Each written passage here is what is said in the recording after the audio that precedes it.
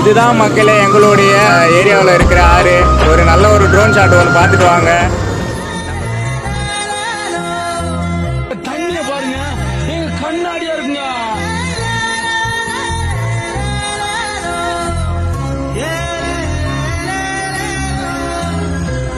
Rose மாலுக்கு Bovonto seven மாதிரி இருக்குங்க.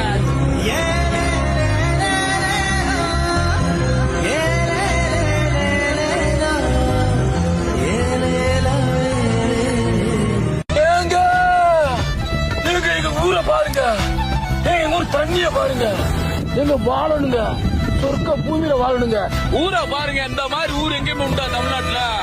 எங்க தனி ஐலாண்டுங்க.